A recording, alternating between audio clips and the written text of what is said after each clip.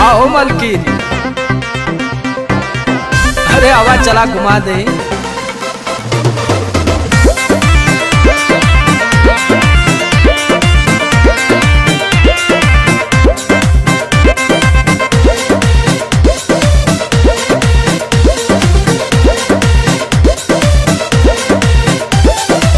चलो ना जानू आज पटना घुमा दूं। अच्छा? चल के बजरिया में शॉपिंग करा दूं।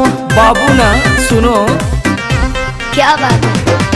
चलो ना जानू आज पटना घुमा दूं। चल के बजरिया में शॉपिंग करा दूं।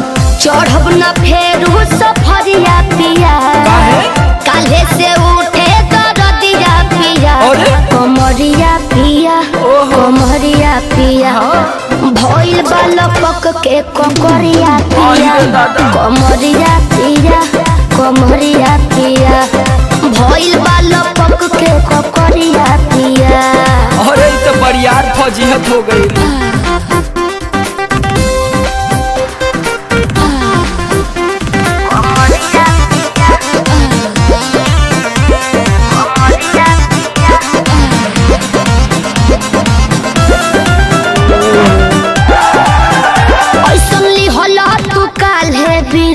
राजा जी लागे भइल बा कमरिया की रेख राजा जी।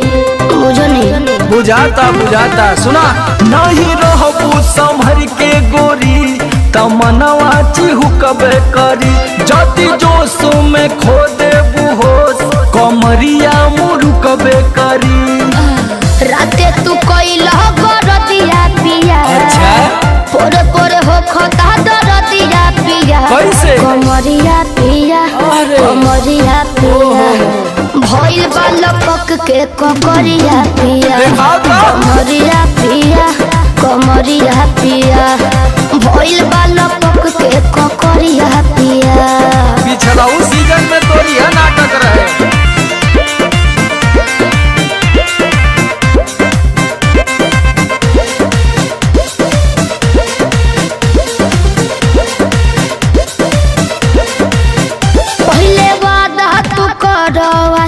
पिया हो कौन करब ना अब साजिश पिया हो। लगनू तो नाए, एगो काम करा बिना डीपी से झरवा लेबू तो बहुते आराम करी हो। जब दबी है कमर समर दवाई नियन काम करी हो। बुझाइल? ले आवई मदन हरदिया पिया, पगली तबे नु जाई सरदिया पिया। हाँ ना? कमरिया पिया, कमरिया पिया, भइल बालपक के ककरिया पिया। कमरिया पिया, कमरिया पिया, भइल बालपक के ककरिया पिया। चल मत कर नाटक, बंद कर फाटक। चलो ना जानू आज पटना घुमा दूं। चल के बजरिया में शॉपिंग